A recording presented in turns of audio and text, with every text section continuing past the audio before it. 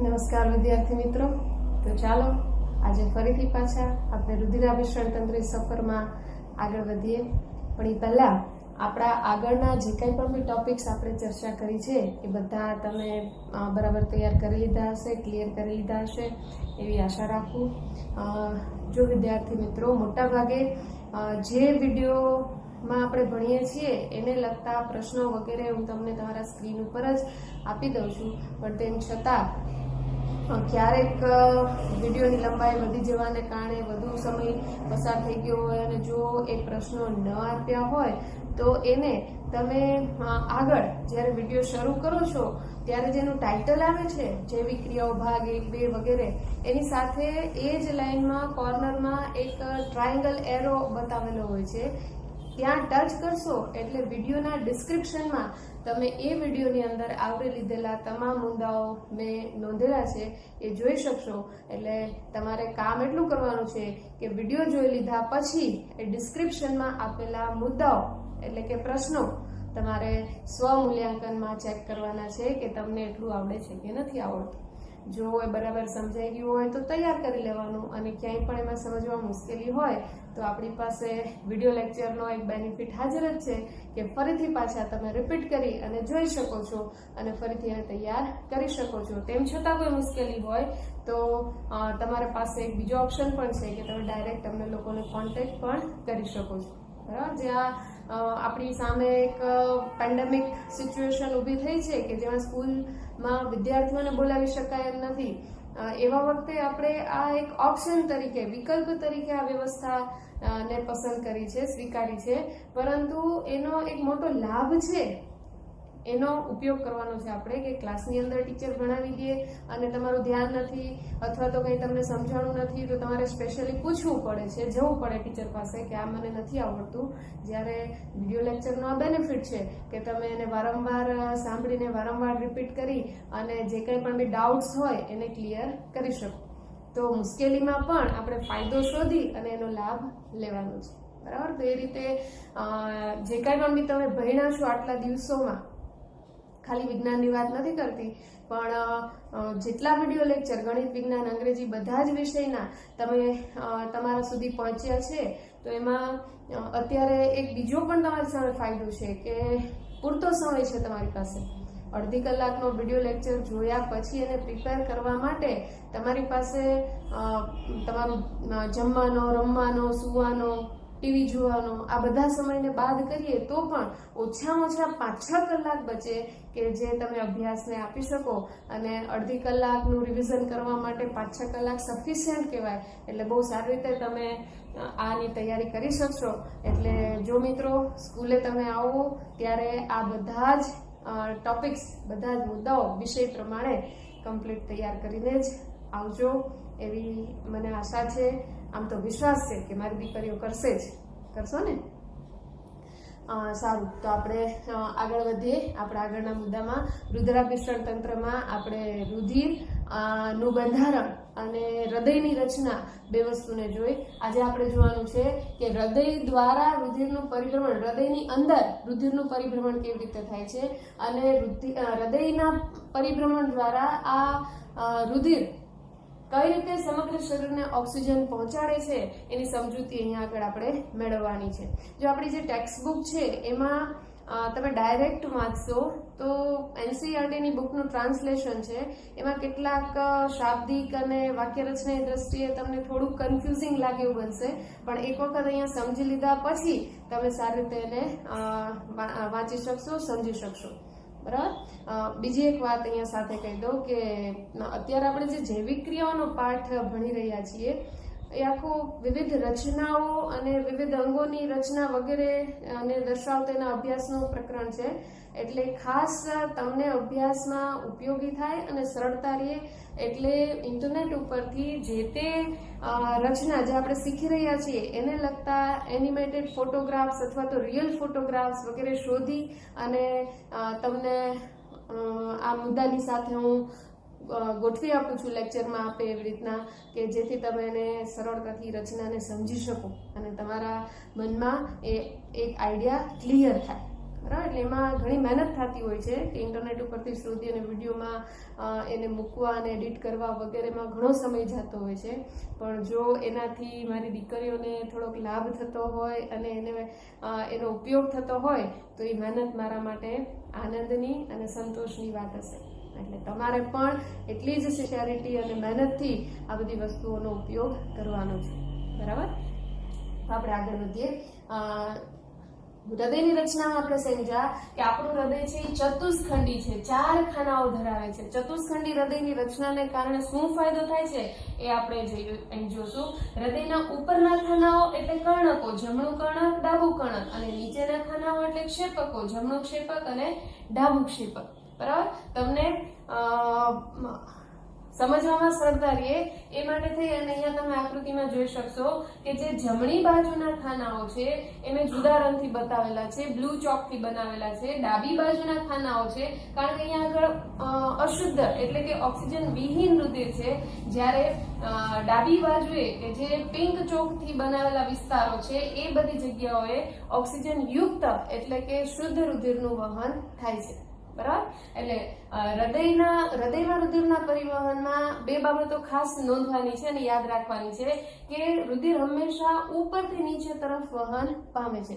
કર્ણકોનું રુધિર ક્ષેપકોમાં આવે પણ ક્ષેપકોનું રુધિર ફરીથી પાછું ઉલટી દિશામાં કર્ણકો તરફ જઈ શકતું નથી.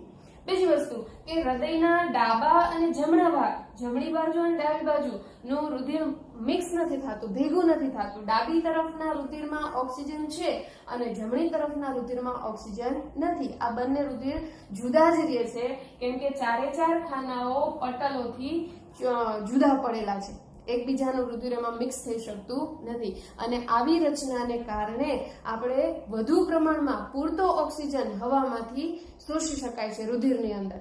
જો બંને રુધિર ભેગા થઈ જતા હોય, ઓલી બસનું આપણે ઉદાહરણ લીધું હતું ને, તો બસ આવે અને એમાં પહેલેથી મુસાફરો બેઠેલા હોય તો વધારાના મુસાફર એમાં વધારે ચડી શકે નહીં. પણ જો બસ ખાલી હોય તો મહત્તમ મુસાફરો એમાં ગોઠવાઈ શકે. એમ ફેફસામાં જતું રુધિર જો ઓક્સિજન વગરનો હોય તો વધુ ઓક્સિજન એમાં શોષી શકાય, અને જો એમાં પહેલેથી જ અમુક પ્રમાણમાં ઓક્સિજન હાજર જ હોય તો એટલા ઓછા પ્રમાણમાં હવામાં ઓક્સિજન શોષાઈ શકે. એટલે વધુ માત્રામાં ઓક્સિજન લઈ શકાય એ માટે આપણા શરીરમાં એવી વ્યવસ્થા છે કે ફેફસામાં જે રુધિર જાય છે એ ઓક્સિજન વગરનું જાય છે, અને ફેફસામાંથી જે ઓક્સિજન આવે છે એ સંપૂર્ણ ઓક્સિજનથી શોષાયેલું ઓક્સિજન વાળું રુધિર આવે છે અને એ રુધિર અંગો તરફ વહન પામે છે. બરાબર. ફરીથી એક વખત, જમણી બાજુ ઓક્સિજન વિહીન રુધિર અને ડાબી બાજુ ઓક્સિજન યુક્ત રુધિર આવેલું હોય છે. તો આપણે એક પછી એક ખાનાની વાત કરીએ.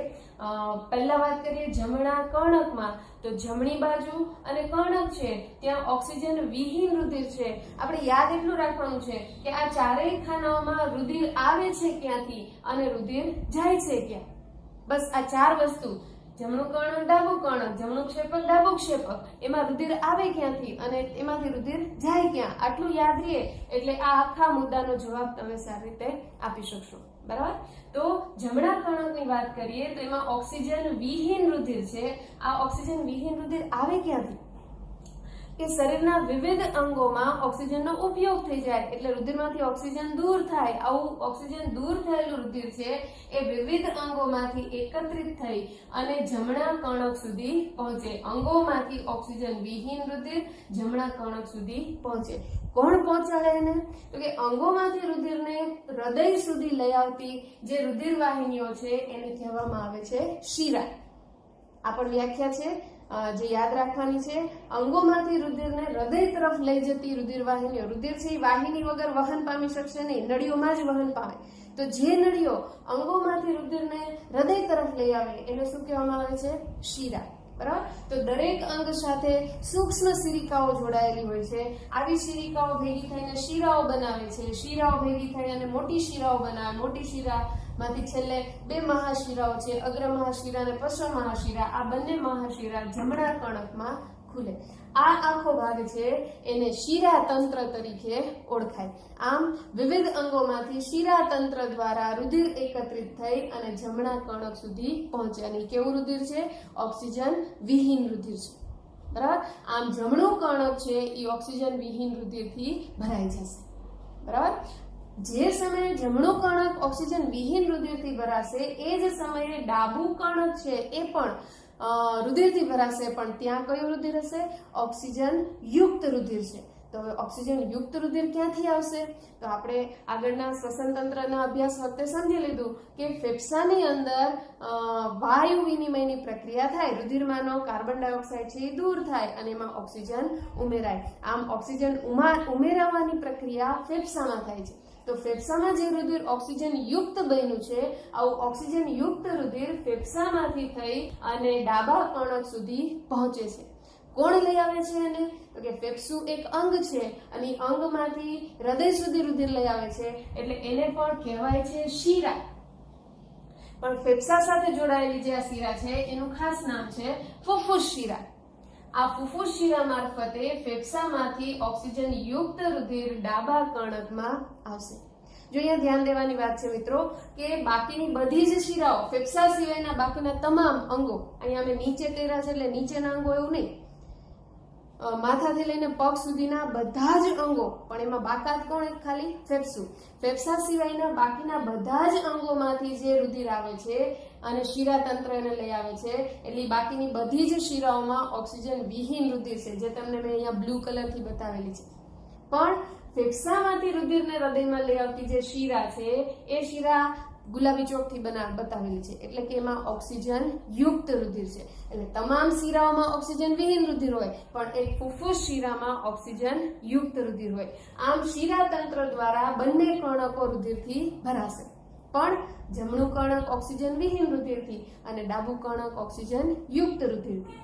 બરાબર. હવે વારો છે કર્ણકોના સંકોચનનું. અત્યાર સુધી કર્ણકો શિથિલનની સ્થિતિમાં હતા, વિસ્તૃત થયેલા હતા, પરિણામે રુધિર એમાં સ્વીકાર્ય બન્યું અને રુધિરથી ભરાઈ ગયા. હવે આપણે હૃદયની રચના વખતે વાત કરી હતી કે હૃદય છે એ ખાસ પ્રકારના હૃદ નામના સ્નાયુઓનું બનેલું છે, જે સમગતિક રીતે સંકોચન શિથિલન અનુભવે છે.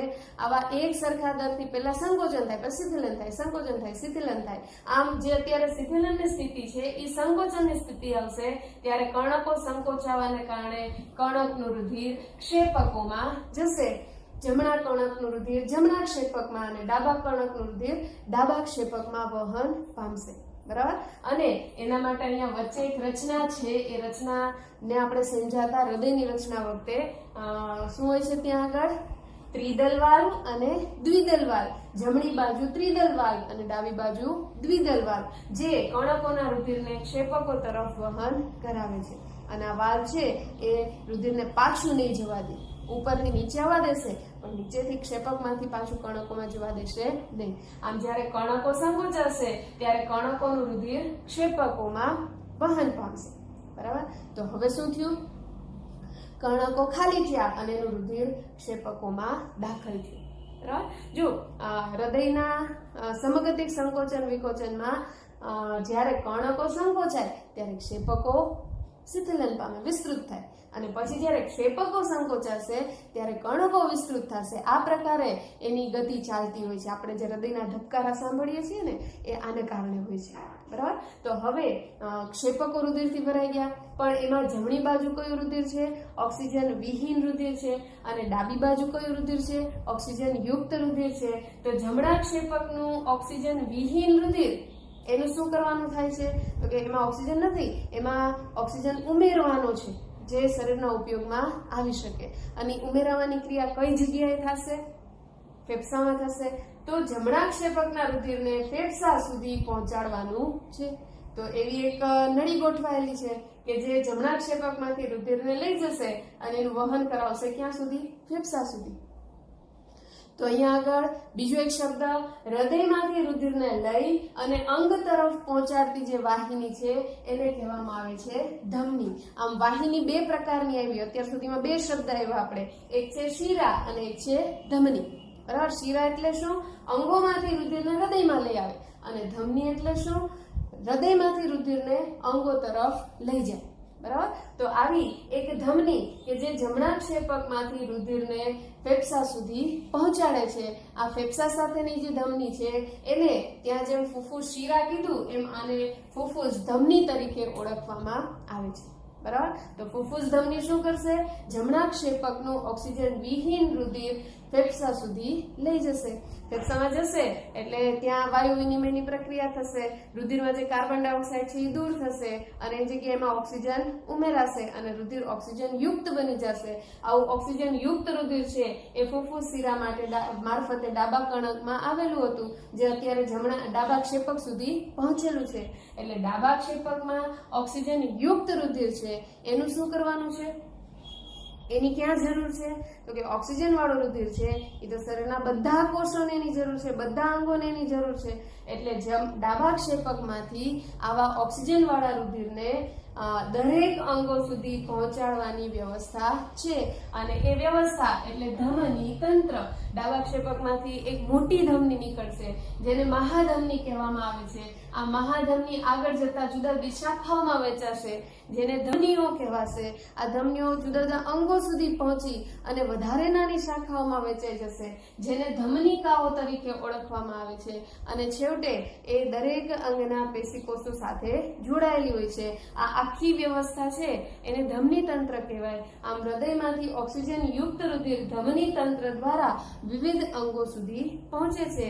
અંગો સુધી પહોંચેલું આ રુધિર કે જેમાં ઓક્સિજન છે એ વિવિધ કોષો આ ઓક્સિજનનો ઉપયોગ કરે છે.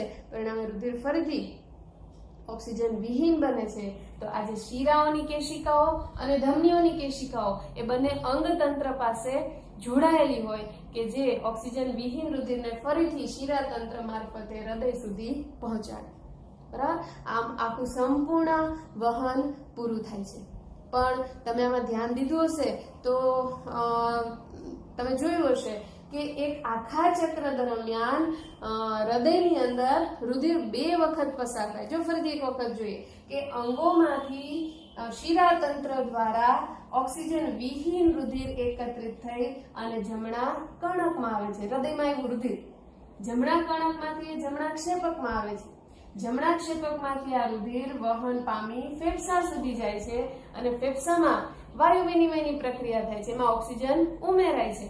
ઓક્સિજન ઉમેરાઈ ગયા પછી ઓક્સિજન વાળું રુધિર ફુફ્ફુસ શિરા મારફતે ડાબા કણકમાં આવે. જો બીજી વખત આવ્યું આ જ રુધિર હૃદયમાં, પહેલા એ આવ્યું હતું ત્યારે એમાં ઓક્સિજન નહોતો અને હવે એ ફેફસામાંથી થઈને પાછું આવ્યું એટલે એમાં ઓક્સિજન સમાયેલો છે, ઓક્સિજન એમાં દાખલ થયેલો છે. એટલે બીજી વખત હૃદયમાં આવે છે રુધિર અને પછી ડાબા કણકમાંથી ડાબા ક્ષેપકમાંથી થઈને ધમની તંત્ર મારફતે અંગો સુધી પહોંચે છે. બરાબર. આમ એક ચક્ર દરમિયાન અંગોમાંથી ભેગું થઈને પાછું અંગોમાં પહોંચે એ એક ચક્ર દરમિયાન રુધિર હૃદયમાં 2 વખત પસાર થાય છે. આવા વહનને બેવડું પરિવહન કહેવામાં આવે છે. એટલે આખું જે આ રુધિરનું પરિવહન છે એને આપણે 2 ભાગમાં વહેંચી શકીએ. એક છે શારીરિક અભિસરણ, શરીરના અંગો સાથે રુધિરનું અભિસરણ કે હૃદયમાંથી અંગો અને અંગોમાંથી હૃદય તરફ વહન પામે. બીજું છે ફુફ્ફુસીય અભિસરણ. એ આખી અલગ વસ્તુ છે કે જેમાં હૃદયમાંથી ઓક્સિજન વિહીન રુધિરને ફેફસામાં મોકલી અને એને ઓક્સિજન યુક્ત કરવામાં આવે છે. આ બંને વિભાગો મળી અને સંપૂર્ણ તંત્રની રચના કરે. બરાબર. આ દરમિયાન ક્યાંય ઓક્સિજન યુક્ત રુધિર અને ઓક્સિજન વિહીન રુધિર એકબીજામાં ભળતા નથી, જેને કારણે આપણે વધુમાં વધુ પ્રમાણમાં ઓક્સિજન ગ્રહણ કરી શકીએ છીએ. બરાબર. જો મિત્રો અહીંયા આગળ આ બેવડું પરિવહન આપણા જેવા ઉચ્ચ કક્ષાના પ્રાણીઓ કે જેની ઉર્જાની જરૂરિયાતો વધારે છે એમાં ખૂબ અગત્યનો ભાગ ભજવે છે. જે ગરમ રુધિરવાળા પ્રાણીઓ છે કે જેના શરીરનું તાપમાન રુધિરનું નિશ્ચિત તાપમાન જળવાઈ રહે છે એના માટે એને સતત ઉર્જાની જરૂર પડે છે.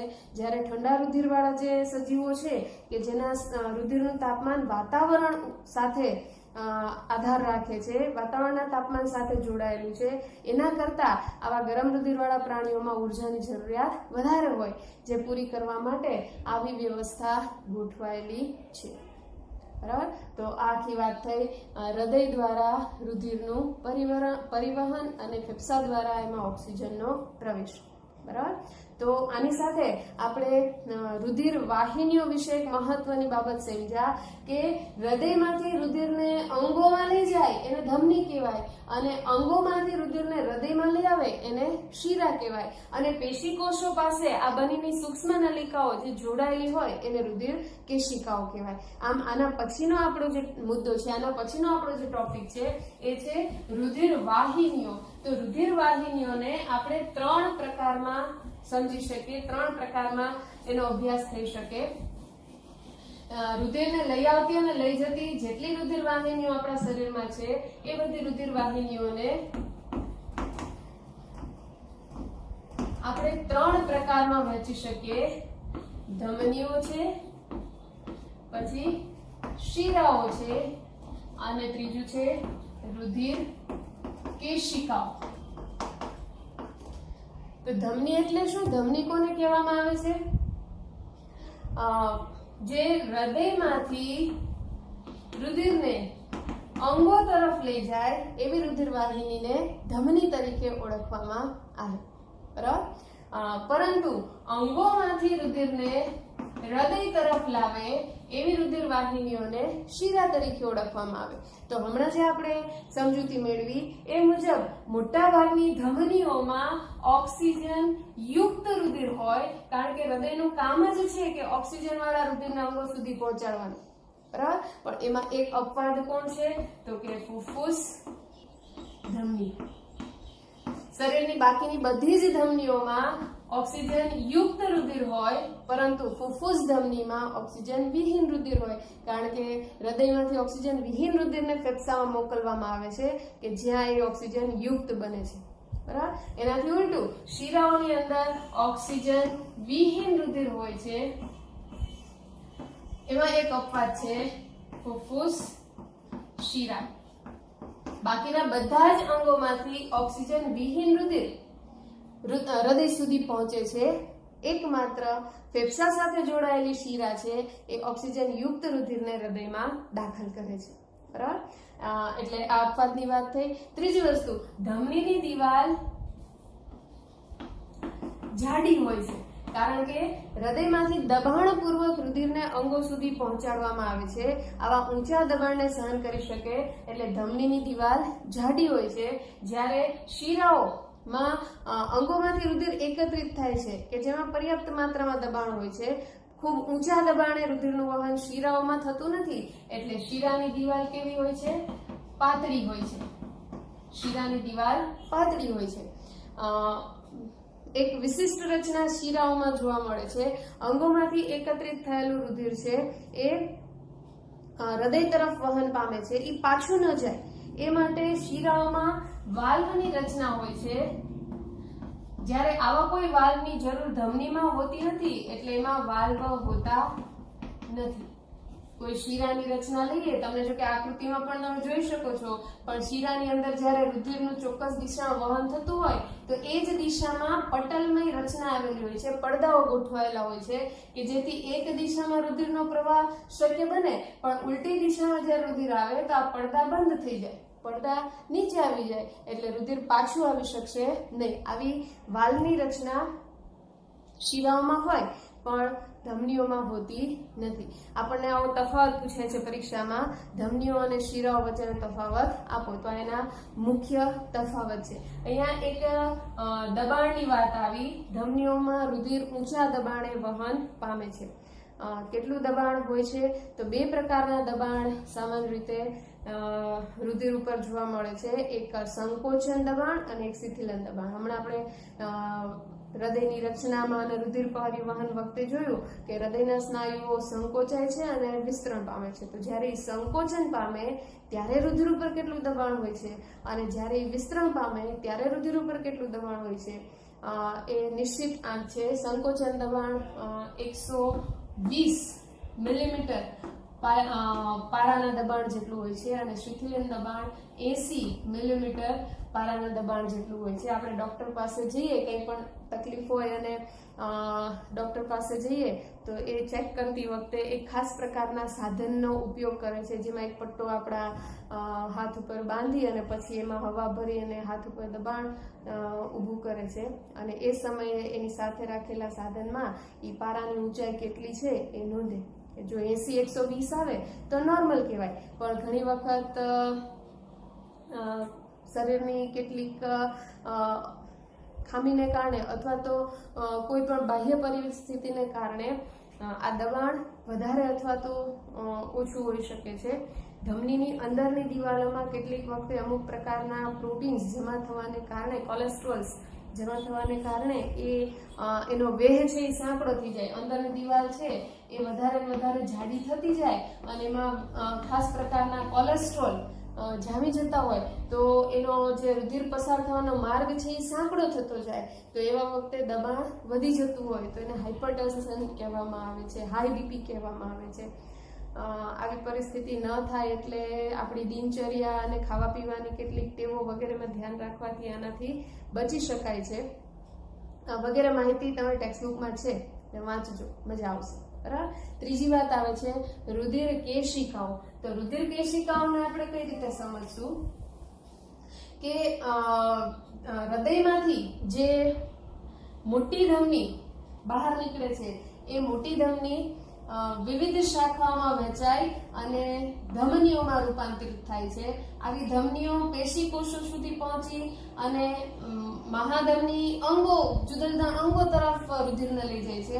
પછી જે તે અંગમાં પહોંચી અને આ ધમની છે એ વધારે નાની શાખાઓમાં વિભાજિત થાય છે, જેને ધમનિકાઓ કહેવાય. આ ધમનિકાઓ પેશી કોષો સુધી પહોંચી અને સૂક્ષ્મ એક કોષ સ્તરીય વાહિનીઓમાં રૂપાંતરિત થઈ જાય છે. આવી વાહિનીઓને એક જ કોષનું સ્તર હોય, આ રુધિર વાહિની છે તો એનું જે બાહ્ય આવરણ છે એ માત્ર એક જ કોષનું હોય એવી વાહિનીમાં રૂપાંતરિત થઈ જાય છે. આવી વાહિનીઓ કહેવામાં આવે છે રુધિર કેશિકાઓ. અને મુખ્ય જે પદાર્થોની આપલેનું કાર્ય છે એ આવી વાહિનીઓ રુધિર કેશિકાઓ મારફતે થતું હોય છે. આવી રુધિર કેશિકાઓની દિવાલોમાં જે છિદ્રો હોય છે એ છિદ્રો મારફતે રુધિરમાંનું પ્રવાહી દ્રવ્ય છે એ આસપાસના સ્થાનોમાં પ્રસરી આવે છે અને આસપાસના સ્થાનોમાં એ પેશી કોષોના સીધા સંપર્કમાં આવે છે. એટલે જ્યાં રુધિર કેશિકાઓ છે એની આજુબાજુના પેશી કોષોની આસપાસ આ પ્રવાહી પ્રસરી આવે છે, જે પ્રવાહીમાં ઓક્સિજન પણ છે, પોષક દ્રવ્યો પણ છે અને જરૂરી દ્રવ્યો છે. એ બધા દ્રવ્યોની આપ-લે થાય છે. કોષ એને જરૂરી દ્રવ્યો આ પ્રવાહીમાંથી મેળવી લે છે. બરાબર. તો આ જે ત્રીજી પ્રકારની વાહિનીઓ છે એને કહેવામાં આવે છે રુધિર કેશિકાઓ. રુધિર કેશિકાઓ છે એ પેશી કોષો સાથે દ્રવ્યોની આપ-લે માટે અગત્યની રચના છે. અને અહીંયા આગળથી આપણી જે બીજું તંત્ર છે એની શરૂઆત થાય છે. રુધિર કેશિકાઓની દિવાલમાંથી પ્રસરી આવતું આ જે પ્રવાહી છે એ પ્રવાહીને કહેવામાં આવે છે લસિકા. અને અહીંયા આગળથી લસિકા તંત્રની શરૂઆત થાય છે. તમે આકૃતિમાં જોઈ શકો છો કે પેશી કોષોની આસપાસ જે રુધિર વાહિનીઓમાંથી પ્રવાહી પ્રસરી આવ્યું એમાં મોટા ભાગે રુધિર રસ, અમુક પ્રમાણમાં પ્રોટીન, કેટલાક પ્રમાણમાં રુધિર કોષો, રક્તકણ જેવા મોટા કોષો છે એ ત્યાં આગળ પ્રસરી બહાર નથી આવી શકતા. રુધિર કેશિકા છે, રુધિર કેશિકાની દિવાલમાં આવેલા સૂક્ષ્મ છિદ્રો છે, આ છિદ્રોમાંથી બહારની તરફ જે પ્રવાહી પ્રસરી આવે છે આ પ્રવાહી દ્રવ્ય છે એ આપણા માટે છે લસિકા. એમાં રક્તકણો નથી એટલે એને લાલ રંગ નથી હોતો, એ રંગ વિહીન પ્રવાહી છે. અને એમાં હિમોગ્લોબિન નથી, રક્તકણ નથી, એટલે એમાં પ્રોટીનનું પ્રમાણ પણ ઓછું હોય છે. એટલે રુધિર રસ, થોડા પ્રમાણમાં પ્રોટીન અને કેટલાક પ્રમાણમાં રુધિર કોષો, કેટલાક ત્રાકણો વગેરે એમાં હાજર હોઈ શકે છે. અને વિવિધ દ્રવ્યો યુક્ત આ પ્રવાહી પેશી કોષો સાથે દ્રવ્યોની આપ-લે કરે છે. પણ પછી ફરીથી પાછું આ દ્રવ્યોને એકત્રિત કરવું જરૂરી છે અને રુધિર પ્રવાહમાં એને ફરીથી લાવવું જરૂરી છે. તો ત્યાંથી લસિકા વાહિનીઓની રચનાની શરૂઆત થાય છે. લસિકા વાહિનીઓ છે એ આ દ્રવ્યોને ફરીથી એકત્રિત કરે છે અને લસિકા વાહિનીઓ છેવટે મોટી શિરાઓમાં ખુલી અને આ પદાર્થોને રુધિરમાં ફરીથી રુધિર પ્રવાહમાં પાછા લઈ આવે છે. બરાબર. તો આમ લસિકા તંત્ર છે એ દ્રવ્યોના વહનની આવી પ્રક્રિયા સાથે સંકળાયેલું છે. એમાં રોગ પ્રતિકારક દ્રવ્યો પણ આવેલા છે કે જે આપણને રોગો સામે રક્ષણ આપે છે. આ સિવાય પાચન તંત્રના શેષાંત્રમાં એટલે કે આંતરડાના અંતિમ વિસ્તારમાં જે ચરબીનું શોષણ થાય છે એના વહનની ક્રિયા પણ આ લસિકા તંત્ર દ્વારા થાય છે, જે તમે બાજુની આકૃતિઓમાં જોઈ શકો છો. બરાબર. તો વિદ્યાર્થી મિત્રો, આપણે મનુષ્યમાં પરિવહન તંત્રનો સંપૂર્ણ અભ્યાસ અહીં આગળ કર્યો, જેમાં રુધિરાભિસરણ તંત્ર અને લસિકાભિસરણ તંત્ર વિશે સમજૂતી મેળવી. રુધિર અને એના રુધિર કોષો બંધારણ, હૃદય, એની રચના તથા રુધિરનું પરિવહન હૃદયની અંદર વગેરે બાબતો દ્વારા આપણે રુધિરાભિસરણ તંત્રનો અભ્યાસ કર્યો. હવે પછીના સેશનમાં આપણે વનસ્પતિમાં વહનની ક્રિયા સમજવાની થશે. જેમ પ્રાણીઓમાં વિવિધ દ્રવ્યોને એક જગ્યાએથી બીજી જગ્યાએ લઈ જવા પડે છે, એ જ રીતે વનસ્પતિમાં પણ કેટલાક દ્રવ્યોનું વહન થાય છે. એની વાત આપણે હવે નેક્સ્ટ સેશનમાં કરશું. અને પછી આ પાઠનો અંતિમ વિભાગ કે જેમાં આપણે ઉત્સર્જનની જેવી ક્રિયા સમજશું, એટલે પ્રકરણ 6 ની સંપૂર્ણ વાત ત્યાં આગળ પૂરી થશે. જેમ જેમ તાસ પૂરા થતા જાય એમ તમારે અચૂક, વારંવાર હું તમને યાદ કરાવું છું, અચૂક એનો અભ્યાસ કરતું જવાનું છે અને પુનરાવર્તન રિવિઝન ખૂબ જરૂરી છે. તમને સમજાતું જશે એવી હું આશા રાખું. Thank you.